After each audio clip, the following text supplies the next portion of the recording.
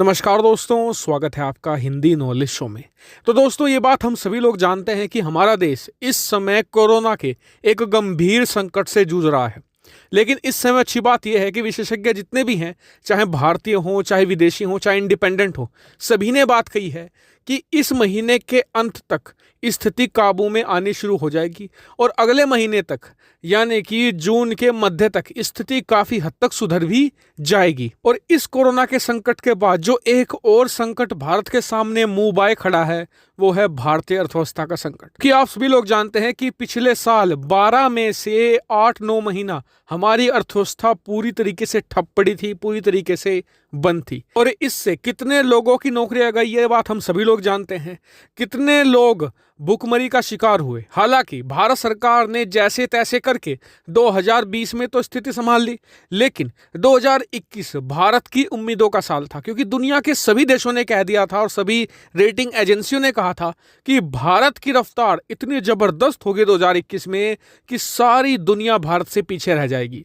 लेकिन फिर आया अप्रैल का महीना, कोरोना के केस इस हद तक बढ़े कि ऑलमोस्ट अनकंट्रोलेबल स्थिति आ गई है। ऐसे में अब एक और बड़े लॉकडाउन का खतरा सर पर मंडरा रहा है। और यकीन मानिए, अगर ऐसा हुआ ना तो बहुत ही बुरी स्थिति होगी भारतीय अर्थव्यवस्था की। इससे सीधे इफेक्टिव होंगे आप और मेरे जैसे आम लोग।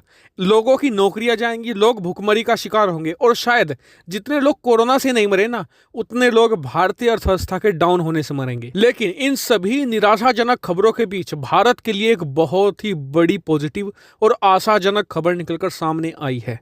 दरअसल खबर ऐसी है कि पिछले महीने का जो जीएसटी कलेक्शन है, उसने सारे रिकॉर्ड ध्वस्त कर दिए हैं। पहली बार ये 1,41,000 करोड़ के मार्क को पार कर चुका है। और ये इतनी बड़ी न्यूज क्यों है?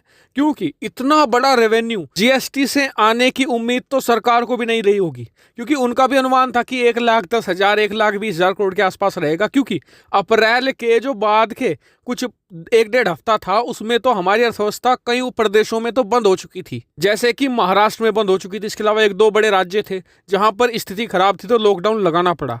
उसके बावजूद भी अप्रैल ने इतना जबरदस्त रेवेन्यू जनरेट करके दिया है। और इससे भारत को 2 फायदे होंगे। सबसे बड़ा फायदा तो यह है कि सरकार के पास पैसा आया है। इसकी मदद से भारत जल्द से जल्द कोरोना से निपटने में ज़्यादा पैसा खर्च कर सकेगा और बाकी का इस्तेमाल हम अपनी अर्थव्यवस्था को और ज़्यादा मजबूत करने में लगा सकेंगे। दूसरा फायदा ये कि इससे उम्मीद बंधी है कि जैसे ही कोरोना के केसेस जून के मध्य तक कम होना शुरू होंगे, भारतीय अर्थव्यवस्था दोबारा एक बार फिर से एक बड़ा जंप लेने के लिए पूरी तरीके से तैयार है। भारतीय अर्थव्यवस्था में स्लो डाउन नहीं आएगा। हाँ, मई में और जून के मध्य तक भारतीय अर्थव्यवस्था में कुछ नेगेटिविटी आ सकती है, लेकिन उसके बाद अनुमान यही है कि दोबारा भारत फिर से जबरदस्त बाउंस बैक के साथ आगे बढ़ेगा। हालांकि आपका क्या व्यू पॉइंट है, इस पर कमेंट करके जरूर बताएगा। साथ ही वीडियो को शेयर कीजिएगा और चैनल को सब्सक्राइब करना बिल्कुल मत भूलिएगा। Thank you for watching video.